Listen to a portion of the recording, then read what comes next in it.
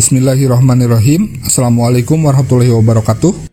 Pada perkuliahan sosiologi ekonomi kali ini kita akan membahas tentang pola konsumsi masyarakat postmodern. Menurut Daniel Bell dalam bukunya The Coming of Post-Industrial Society, masyarakat post-industri atau pasca-industri merupakan masyarakat tahap perkembangan dari masyarakat pra-industri dan masyarakat industri. Masyarakat pra-industri yaitu masyarakat yang perekonomiannya bergantung pada sumber daya alam. Angkatan kerja yang ada umumnya banyak terlibat dalam industri-industri ekstraktif, meliputi pertambangan, perikanan, kehutanan, pertanian. Secara umum, di masyarakat pra-industri, kesejahteraan tidak mudah tercapai karena warga masyarakat yang ada cenderung hanya bisa memenuhi kebutuhan pangan untuk dirinya sendiri.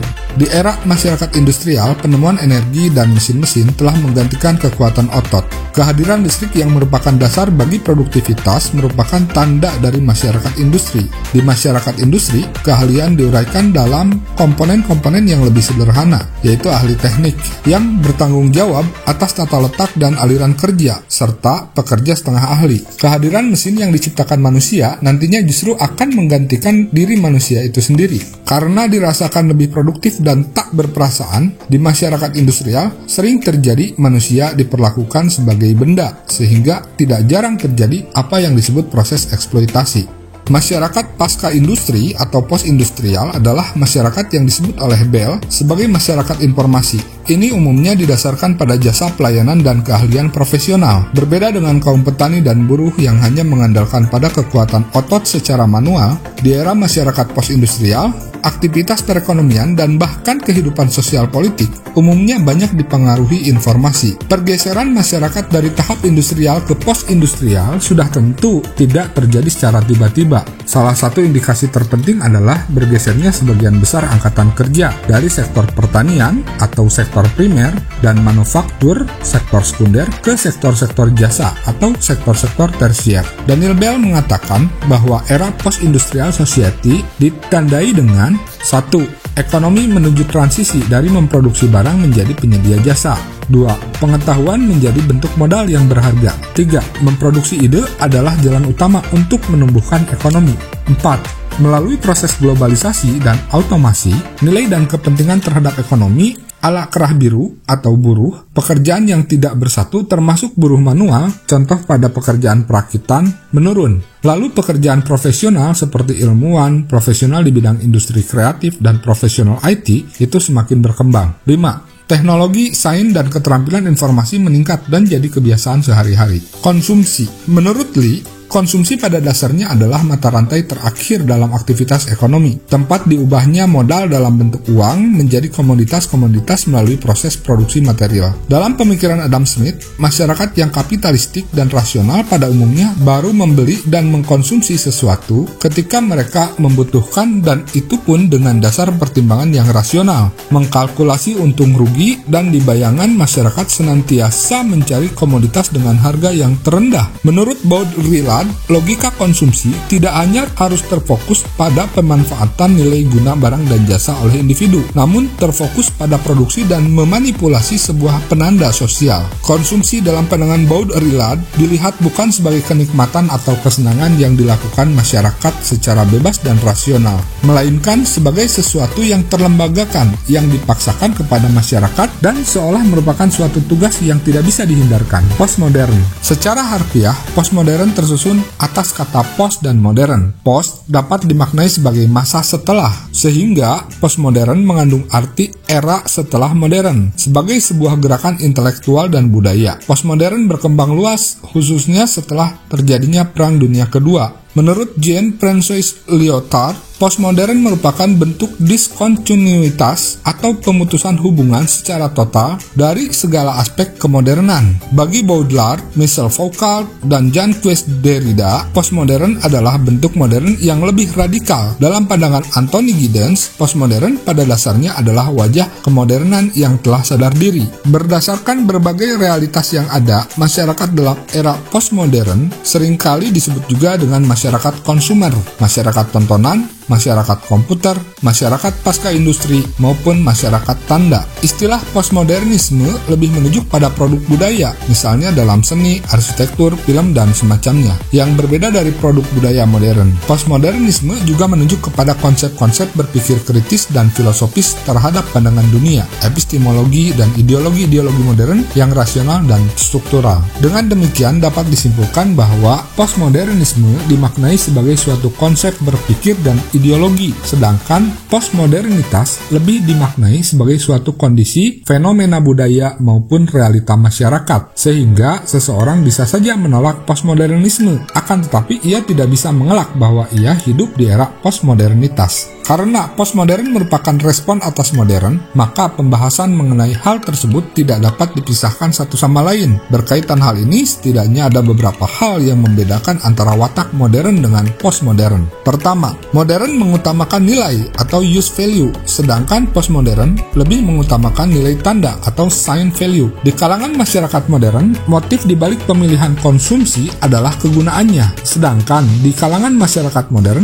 objek konsumsi dipilih atas dasar prestis maupun status sosial yang melekat pada objek tersebut. Kedua, modern mengutamakan yang real, sedangkan postmodern lebih mengutamakan citra. Pada era modern, segala sesuatu ditempatkan pada posisinya. Sebuah simbol menggambarkan aslinya. Seseorang yang bergamis dan bersorban, simbol adalah seorang ustadz. Sedangkan pada era postmodern, terjadi silang cengkarut tanda. Seseorang yang bergamis dan bersorban bisa jadi orang biasa yang dicitrakan sebagai seorang ustadz. Celakanya, masyarakat seringkali terjebak dalam permainan citra, di mana yang dicitrakan lebih dianggap nyata ketimbang yang asli itu sendiri. Ketiga, modern didominasi oleh budaya tinggi, sedangkan postmodern lebih didominasi oleh budaya populer.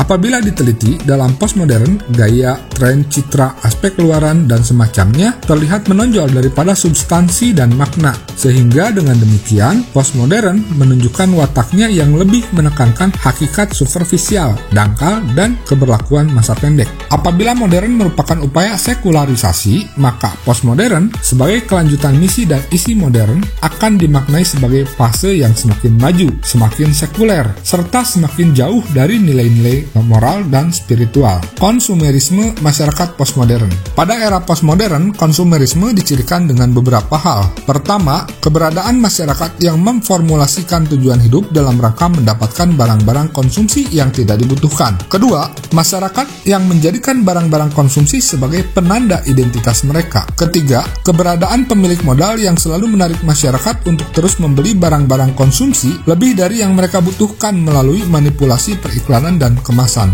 Dapat disimpulkan, konsumerisme bukan lagi konsumtif, melainkan gerakan manipulasi tingkah laku para konsumen melalui berbagai aspek komunikasi pemasaran, sehingga apa yang dituju bukan lagi pemenuhan kebutuhan, melainkan kesenangan semata guna pemenuhan hasrat. Pergeseran perilaku dari modern menuju postmodern yang paling menonjol di kalangan masyarakat adalah: pertama, pergeseran fokus masyarakat dari produksi menuju konsumsi. Pergeseran ini muncul terutama setelah Perang Dunia Kedua, di mana publik tidak lagi mendiskusikan isu politik dan lebih fokus kepada upaya perbaikan pasca perang melalui program Tritunggal, yaitu perumahan, suburban, mobil, dan TV. Kedua, pergeseran fokus kapitalisme dari pengeksploitasian pekerja ke eksploitasian konsumen. Akibatnya, masalah sosial yang muncul bukan lagi soal eksploitasi buruh, melainkan hegemonisasi dan manipulasi hasrat konsumen. Sebagai contoh, penggunaan kartu kredit. Hal ini menyebabkan masyarakat membelanjakan uang lebih banyak daripada semestinya, serta melebihi persediaan uang yang ada. Pola konsumsi masyarakat postmodern. 1. Konsumsi libidinal atau pola konsumsi yang memperturutkan libido. Libido dalam konteks konsumerisme bukan hanya bermakna nafsu naluriah untuk berhubungan badan. Ia lebih bermakna energi emosional, psikis, maupun seksual yang cenderung memilih objek kepuasan dengan cara melampaui setiap konvensi sosial atau sesuatu yang dianggap tabu. Libido juga merupakan semacam dorongan nafsu agresif pada barang-barang produksi. Akibatnya, logika yang digunakan masyarakat mengalami pergeseran dari logika ekonomi kebutuhan ke logika ekonomi libido atau libidinal ekonomi. Lacan membedakan antara kebutuhan, need, keinginan, demand, dan hasrat atau desire. Masing-masing dari unsur tersebut dikonsepsikan dengan sebutan realitas atau the real, imaginaire, imaginary, dan simbolik atau simbolik. Dalam perspektif Guattari, libido merupakan energi khusus yang tersimpan dalam diri setiap individu untuk menggerakkan mesin hasrat atau desiring machine. Mesin hasrat ini senantiasa memproduksi permintaan yang tidak pernah terpuaskan. Contoh, seringkali terjadi di kalangan masyarakat, aktivitas belanja busana dan pakaian di pusat-pusat perbelanjaan tiap kali ada diskon, secara khusus pada momen-momen tahunan seperti menjelang hari raya, tahun baru, dan semacamnya hingga level tertentu. Bahkan fenomena seperti ini dianggap sesuatu hal yang wajar. Dalam hal ini, libido atau energi nafsu yang dipancing dengan iming-iming diskon menjadikan masyarakat merasa seakan butuh untuk membelinya, meskipun pada dasarnya jumlah pakaian yang dimiliki lebih dari cukup untuk dikenakan. 2. Konsumsi kemabukan atau ekstasi dan bujuk rayu seduction. Konsumsi kemabukan merupakan istilah yang dikaitkan dengan sebuah keadaan tertentu. Keadaan tersebut merujuk pada kondisi ketidaksadaran dalam melakukan kegiatan konsumsi. Menurut Baudrillard, kondisi kemabukan atau ekstasi ini menyebabkan masyarakat hidup dalam alam yang dibentuk oleh kebudayaan konsumer secara tidak sadar. Istilah ekstasi mengandung makna metafor, bukan makna sebenarnya. Dalam konteks konsumerisme, ekstasi merupakan proses perpusaran di luar kendali yang berkelanjutan hingga semua esensi hilang. Ekstasi adalah kondisi ketidaksadaran mental dan jiwa seseorang karena pengaruh eksternal, sehingga sampai pada titik di mana ia merasakan kehampaan. Konsumsi kemabukan disebabkan oleh adanya bujukan atau seduksi, utamanya yang dilakukan oleh media dan periklanan. Seduksi secara terminologi dimaknai sebagai kegiatan merayu untuk melakukan hubungan badan. Makna seduksi dalam konteks konsumerisme lebih kepada membujuk dalam rangka menyenangkan hati, entah itu dilakukan dengan ketulusan atau tidak. Sebagai ilustrasi, dalam jual beli, faktor utama terjadinya transaksi bisa jadi bukan karena hukum penawaran dan permintaan, melainkan karena rayuan. Seduksi merupakan antitesis dari produksi.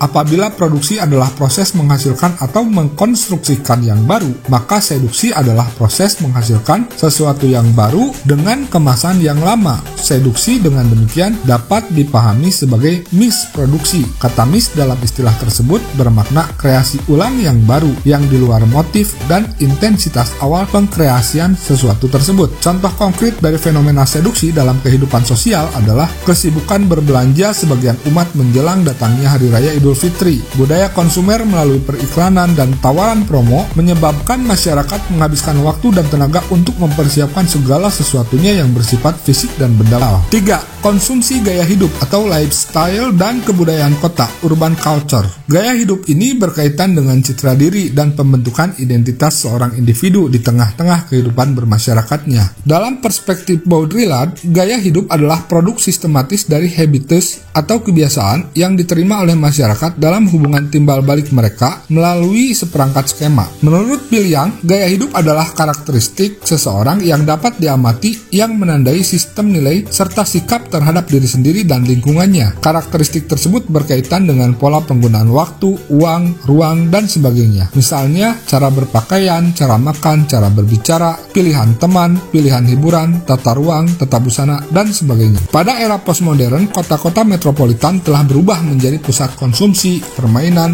maupun hiburan yang syarat dengan tanda dan image. Dalam kebudayaan kota, kegiatan konsumsi dan transaksi jual beli tidak lagi natural bersifat ekonomis, rasional, dan kalkulatif, melainkan telah bertransformasi menjadi kegiatan lain bernama penghabisan waktu senggang atau leisure yang menyuguhkan kesenangan.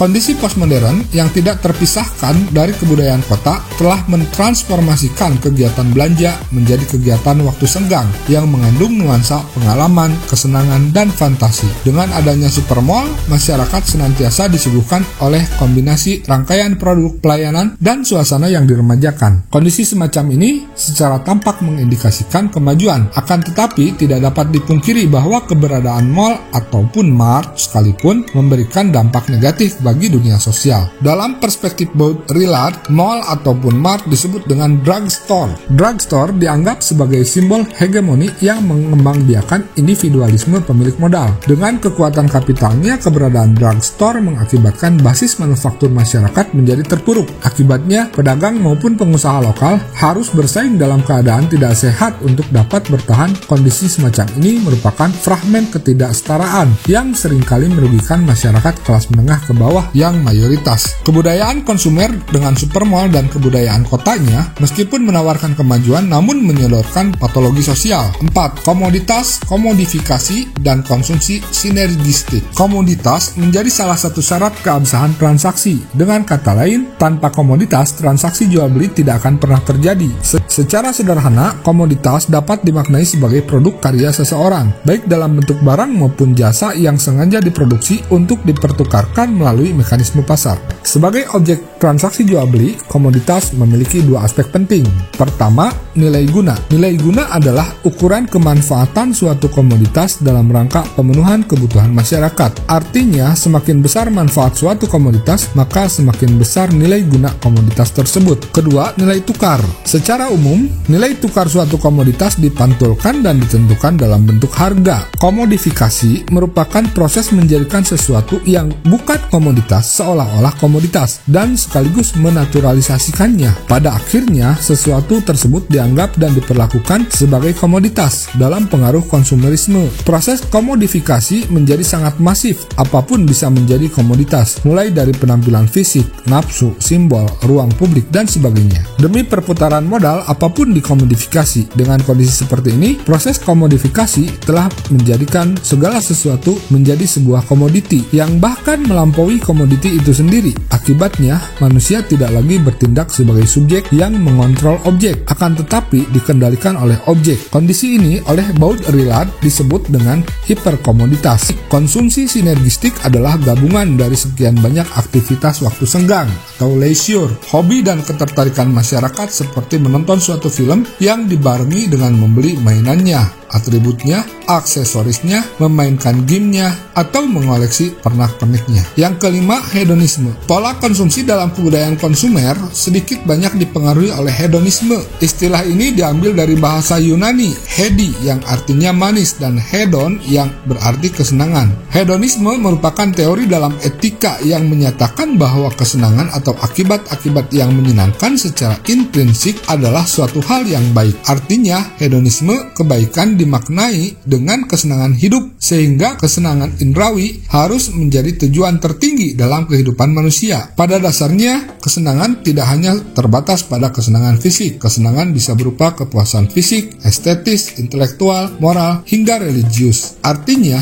kesenangan pada dasarnya merupakan suatu hal yang sifatnya subjektif, sehingga tidak mudah untuk dapat menjadi suatu prinsip etis. Dalam hedonisme, sesuatu hal yang menyenangkan adalah kebaikan. Apabila hal tersebut tidak menyenangkan, maka ia bukanlah kebaikan. Artinya, dalam wacana hedonisme, kesenangan dan kebaikan adalah dua hal yang tidak berbeda. Menurut Bertens, kesenangan saja tidak cukup untuk menjamin sesuatu hal itu baik. Tidaklah sesuatu itu menjadi baik karena disenangi, akan tetapi sesuatu itu menjadi menyenangkan karena ia merupakan hal yang baik. Demikian, terima kasih, semoga bermanfaat.